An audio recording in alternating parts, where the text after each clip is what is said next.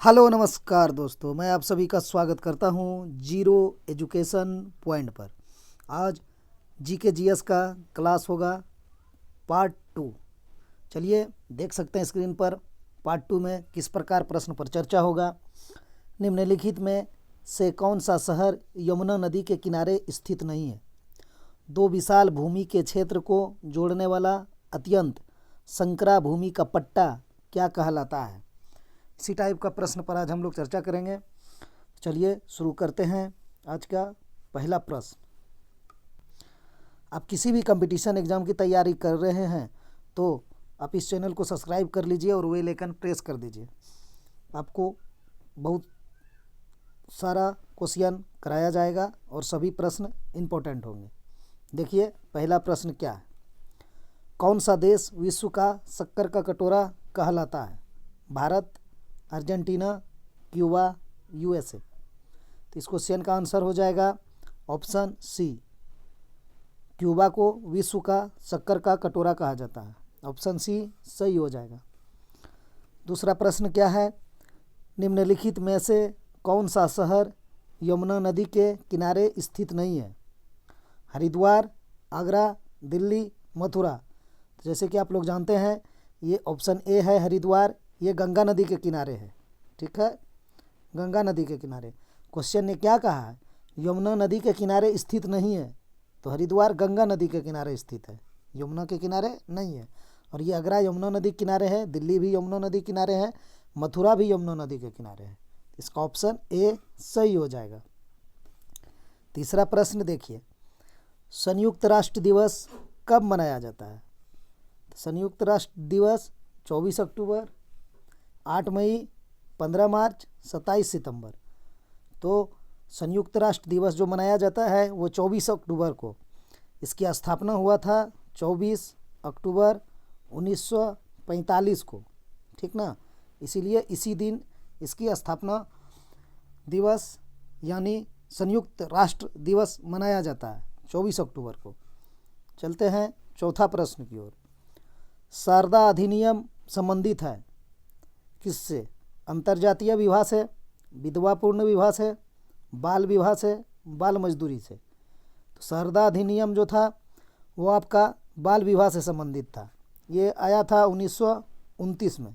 ठीक, option C सही हो जाएगा। उसी पर आधारित है।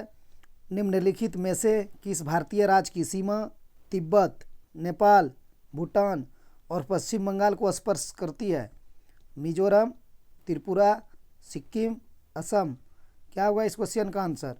सिक्किम हो जाएगा। ठीक, सिक्किम जो राज्य है उसकी सीमा तिब्बत, नेपाल, भूटान और पश्चिम बंगाल को स्पर्श करती है। ठीक, याद रखिएगा, इंपॉर्टेंट प्रश्न है। सिक्किम राज्य की सीमा तिब्बत, नेपाल, भूटान, पश्चिम बंगाल को स्पर्श करती है। ऑप्शन सी सही होगा। रथ यात्रा त्यौहार है किस राज्य की प्रसिद्ध त्यौहार है ये? रथ राज्य पहले बता दीजिए। राज्य है उड़ीसा। ठीक है, उड़ीसा। ऑप्शन कौन सा सही हो जाएगा? अब उड़ीसा में क्या है आप देखिए, पूरी हो जाएगा। Option A. मथुरा तो यूपी में है, अयोध्या आपका यूपी में है, द्वारका कहाँ है? गुजरात में। देख लीजिएगा आप लोग, इसका आंसर ऑप्शन ए होगा। चलते हैं 8वां क्वेश्चन की ओर। सीली पॉइंट किस खेल से संबंधित है? हॉकी, क्रिकेट, टेनिस, शतरंज। तो सीली पॉइंट जो है वो क्रिकेट से संबंधित है। ये जो पॉइंट है ना सीली पॉइंट, ये क्रिकेट से संबंधित है। ये बल्लेबाज के बहुत नज़दीक में ये फील्डर रहते हैं और फील्डिंग करते हैं, इसीलिए इसका नाम सीली पॉइंट रखा गया है। वहाँ पर चोट लगने का खतरा बहुत ज़्यादा रहता है, तो सीली उसका नाम दिया गया है सीली पॉइंट। ऑप्शन बी सही हो जाएगा, क्रिकेट से संबंधित है। चलते हैं 9वें प्रश्न की ओर। स्वतंत्र भारत के प्रथम गृह मंत्री कौन थे? जवाहरलाल नेहरू, सरदार वल्लभ भाई पटेल, BR अम्बेडकर, सरोजनी नायडू। तो स्वतंत्र भारत के प्रथम गृह मंत्री थे सरदार वल्लभ भाई पटेल। ऑप्शन बी सही हो जाएगा। अगला प्रश्न है, भारतीय राष्ट्रीय कांग्रेस के कौन से अधिवेशन के अध्यक्ष गांधी जी थे?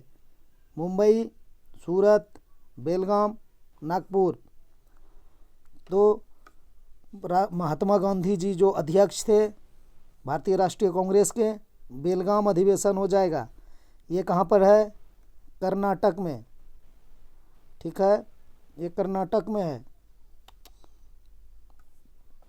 कर्नाटक राज्य में है बेलगाम। कितना ईस्वी में? 1924। कभी कभी पूछ लिया जाएगा कि महात्मा गांधी जी ने राष्ट्रीय कांग्रेस की अध्यक्षता की थी, ईस्वी बताइए, तो आपको 1924 लगाना है। और राज्य पूछे कर्नाटक और बेलगाम, ऑप्शन सी सही हो जाएगा। और महात्मा गांधी जी ने एक ही बार कांग्रेस की अध्यक्षता की है, भारतीय राष्ट्रीय कांग्रेस की, याद रखिएगा वो यही है। कभी कभी पूछ लिया जाता है कि भारतीय राष्ट्रीय कांग्रेस की अध्यक्षता महात्मा गांधी जी ने एक बार की है, ईस्वी का बताइए, तो आपको 1924 ही लगाना है। चलते हैं अगला क्वेश्चन की ओर। 11वां क्वेश्चन है, ध्यानचंद ट्रॉफी किस खेल से संबंधित है? ध्यानचंद ट्रॉफी किस खेल से है? मेजर ध्यानचंद, याद आ गया ना? ऑप्शन ए हॉकी से हो जाएगा। ठीक, ध्यानचंद ट्रॉफी हॉकी से संबंधित है। 12वां क्वेश्चन है, वह दर जिस पर बैंक भारतीय रिजर्व बैंक को ऋण देते हैं कहलाती है बैंक दर, नगद आरक्षित अनुपात, रिवर्स रेपो दर, वैधानिक तरलता अनुपात। तो यहाँ समझने वाली बात यह है, क्या कह रहा है? वह दर जिस पर बैंक, यानी कोई भी बैंक हो गया, SBI या और कुछ ले सकते हैं आप, वो बैंक भारतीय रिजर्व बैंक को लोन देती है, मतलब ऋण देती है का बात किया है, तो उसको हम लोग रिवर्स रेपो रेट कहेंगे, यानी रिवर्स रेपो दर। और जब रिजर्व बैंक कोई भी निचला बैंक को ऋण देती है तो उसको रेपो रेट बोलता है, और जब निचला बैंक रिजर्व बैंक को देती है तो उसी को रिवर्स रेपो रेट बोलता है। समझ गए? इसका आंसर ऑप्शन सी हो जाएगा। बैंकों का बैंक किसको कहा जाता है? आप लोगों को मालूम होगा, भारतीय रिजर्व बैंक को ही। तो जब ये ऋण लेते हैं ना किसी बैंक से, तो उसी को रिवर्स रेपो रेट कहा जाता है। चलते हैं, ऑप्शन सी सही होगा इसका। 13वां क्वेश्चन की ओर। राष्ट्रीय गीत वंदे मातरम किसने लिखा है? ये तो आसान सा क्वेश्चन है। किसने किया है? अरविंदो घोष, शरत चंद्र चटर्जी, बंकिम चंद्र चटर्जी, रविन्द्रनाथ टैगोर। तो राष्ट्रीय गीत वंदे मातरम जो है वो बॉसे बंकिम चंद्र चटर्जी, ऑप्शन सी सही हो जाएगा। कौन सी पुस्तक में की थी सर्वप्रथम? पुस्तक का नाम बताइए। आनंद मठ। आनंद मठ में पहले ईस्वी कितना था? 1896 वाला जो था ना राष्ट्रीय कांग्रेस का अधिवेशन, उसी में किया गया था। 1896 में राष्ट्रीय कांग्रेस का, भारतीय राष्ट्रीय कांग्रेस के अधिवेशन में गाया गया था ये पहली बार 1896 में। 3 चीज़ आप लोग याद रखिएगा। वंदे मातरम की रचना बंकिम चंद्र चटर्जी, कभी पुस्तक पूछ लेगा तो आनंद मठ। कब गाया गया था? 1896 में भारतीय राष्ट्रीय कांग्रेस के अधिवेशन में। ठीक, चलते हैं अगला क्वेश्चन की ओर। 14वां क्वेश्चन है, हीराकुंड बांध किस नदी पर है? कृष्णा, महानदी, नर्मदा, गोदावरी। हीराकुंड बांध महानदी पर है, ऑप्शन बी सही हो जाएगा। राज्य पूछे तो ओडिशा, ठीक है, यानी ओडिशा, ऑप्शन बी इस क्वेश्चन का सही हो जाएगा। और ये जो है इसका जल छत्तीसगढ़, झारखंड, उड़ीसा तथा महाराष्ट्र के कुछ भाग से होकर बहती है ये। ठीक है, चलते हैं, मतलब ये नदी का, महानदी जो है इसका जल का हमने बात किया कि ये आपका छत्तीसगढ़, झारखंड, उड़ीसा तथा महाराष्ट्र के कुछ भाग से होकर बहती है। चलते हैं 15वां क्वेश्चन की ओर। भारत का कौन सा राज्य चाय का सबसे बड़ा उत्पादक है? पश्चिम बंगाल, तमिलनाडु, केरल, असम। तो भारत का कौन सा राज्य सबसे बड़ा चाय उत्पादक है? तो असम हो जाएगा, ऑप्शन डी। अगर आपको दूसरा पूछे सबसे बड़ा उत्पादक, तो पश्चिम बंगाल हो जाएगा। प्रथम पूछा है तो हमने ऑप्शन डी असम लगा देंगे। देखते हैं 16वां क्वेश्चन। सत्यार्थ प्रकाश किसने लिखी? राजा राम मोहन राय, स्वामी विवेकानंद, रामकृष्ण परमहंस, दयानंद सरस्वती। तो सत्यार्थ प्रकाश जो है इसको लिखा गया है दयानंद सरस्वती जी के द्वारा। ऑप्शन डी सही हो जाएगा।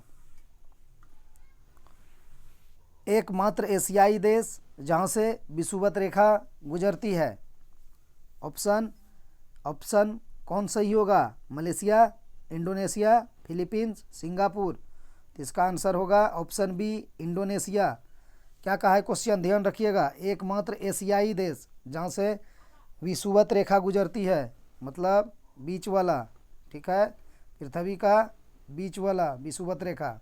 यहाँ से ऊपर जाइएगा 23.5 डिग्री तो आपको कर्क रेखा मिलेगा। यहाँ से 23.5 डिग्री नीचे जाएंगे इससे विषुवत रेखा से तो मकर रेखा मिलेगा। ठीक, तो इसने विषुवत रेखा का बात किया है, तो ऑप्शन बी सही हो जाएगा। चलते हैं 18वां क्वेश्चन की ओर। क्या कहा है? दो विशाल भूमि के क्षेत्र को जोड़ने वाला अत्यंत संकरा भूमि का पट्टा कहलाता है? भूसंधि, जलडमरू मध्य, खाड़ी, प्रायद्वीप। तो आप लोग को ज्ञात होगा, नहीं तो चलिए यहाँ पर हम समझाते हैं। दो विशाल भूमि के क्षेत्र को जोड़ने वाला अत्यंत संकरा भूमि का पट्टा भूसंधि कहलाता है। यानी भू मतलब जमीन, भूमि, जो वो भूमि के क्षेत्र को जोड़ने वाला दो विशाल भूमि का संकरा पट्टा भूसंधि कहलाता है। जलडमरू मध्य क्या होता है? जलडमरू मध्य होता है पानी का एक संकीर्ण हिस्सा, ठीक है, पानी का एक संकीर्ण हिस्सा, ठीक है, जो दो बड़े जल निकायों को जोड़ता है, उसको जलडमरू मध्य कहता है। जैसे पाक जलडमरू मध्य है ना भारत और श्रीलंका के बीच, तो वो क्या है? यही चीज़ है, पानी का एक संकीर्ण हिस्सा है जो दो बड़े जल निकायों को जोड़ता है, जलडमरू मध्य कहलाता है। खाड़ी आप लोग भली भांति जानते हैं, बंगाल की खाड़ी जो है, खाड़ी किसको कहता है? तीन तरफ से भूमि, ठीक, लिख देते हैं, तीन तरफ से भूमि से घिरा हुआ पानी, ठीक है, भूमि से घिरा पानी को खाड़ी कहा जाता है। ठीक है, तीन तरफ से भूमि है और बीच में जल है, जैसे बंगाल की खाड़ी को देख रहे हैं आप। और प्रायद्वीप किसे कहते हैं? ये भारत का ये वाला हिस्सा है ना, हम लोग क्या बोलते हैं इसको? ऐसे बना देते हैं, थोड़ा सा डिफ़िकल्ट है लेकिन देख लीजिए। ये जो है इधर भी है पानी, नीचे भी है, इधर बंगाल की खाड़ी है, ठीक है, इधर अरब की सागर है, नर्मदा नदी जल गिराती है ना इधर लाके, ये अरब सागर, इधर बंगाल की खाड़ी और इधर भी जल है हिंद महासागर। तो तीन तरफ से जल हो गया, ये इधर ज़मीन हो गया, यानी तीन तरफ से घिरा हुआ ज़मीन को प्रायद्वीपीय बोलता है, और तीन तरफ से भूमि से घिरा हुआ पानी को खाड़ी बोलता है। समझ गए? तो इसका आंसर भूसंधि ऑप्शन ए हो जाएगा। चलिए इसको देख ही लीजिए, ज़्यादा स्पष्ट हो जाएगा। ये जो है देखिए इस ऐसे करके है ना भारत, यहाँ पर ये, तो ये ऐसे करके है, तो समझ लीजिए यहाँ भी पानी है, बंगाल की खाड़ी, ये हिंद महासागर, ये अरब सागर, और ये वाला भूमि हो गया, इसको प्रायद्वीपीय भारत कहा जाता है, इतना सा का। ठीक, और उसके बाद अब इसको हटाते हैं, इसको हटा देते हैं, और उसके बाद दिखाते हैं ये जो पानी है, ये पानी पूरा, ये देखिए क्या है, ये इधर से भूमि है, इधर से ऐसे ऐसे भूमि है, तो तीन तरफ से भूमि हो गया, बीच में जल हो गया, तो ये खाड़ी हो गया। यही चीज़ है, यही चीज़ हमने बताने का प्रयास किया। अब आप लोग मैप से थोड़ा बढ़िया से समझ गए होंगे। चलते हैं अगली क्वेश्चन की ओर। क्या कहा है?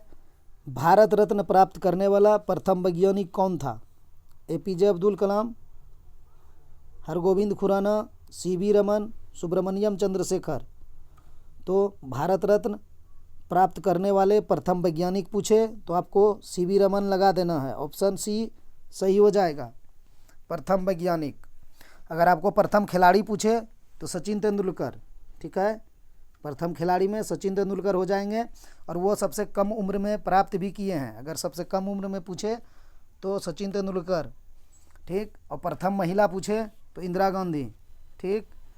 और कुछ बता दें इसका फैक्ट, 3 चीज़ हो गया, प्रथम वैज्ञानिक हो गया सीवी रमन, तो प्रथम पूछे सिर्फ प्रथम तो राधा कृष्णन, ठीक, और खिलाड़ी में प्रथम सचिन तेंदुलकर, और महिला में प्रथम इंदिरा गांधी। ये सब फैक्ट है, याद रखिएगा, कभी भी पूछ लिया जाएगा एग्जाम में। अगला क्वेश्चन है, भारत के राष्ट्रपति के चुनाव के लिए कौन सी योग्यता आवश्यक नहीं है। मतलब जब आप भारत के राष्ट्रपति के चुनाव के लिए या आप ही चुनाव के में लड़ेंगे, खड़ा होंगे राष्ट्रपति के चुनाव में, तो कौन सी आवश्यकता या योग्यता आवश्यक नहीं है। भारत का नागरिक तो होना पड़ेगा, बिना भारत का नागरिक बने हुए तो आप इलेक्शन में कुछ नहीं कर सकते हैं। तो ये तो सही है, इसने कहा ही नहीं है, ए वाला सही है मेरा। अब बी वाला क्या है, लोकसभा का सदस्य, कोई ज़रूरी नहीं है। भारत के राष्ट्रपति के पद के लिए यही जो है लोकसभा का सदस्य, ये आवश्यक नहीं है, ठीक है, बिना सदस्य रहे हुए आप चुनाव लड़ सकते हैं। ये तो आपको रहना ही पड़ेगा, 35 वर्ष आयु न्यूनतम है राष्ट्रपति के लिए, ये भी ठीक है। कोई लाभकारी पद का अधिकारी ना हो, सीधा सीधी लिखा जाता है, कोई लाभ का पद धारण ना किया हो, कोई भी लाभ के पद पर रहने का अधिकार नहीं है, नहीं तो फिर आप चुनाव नहीं लड़ सकते हैं। तो ये भी सही है।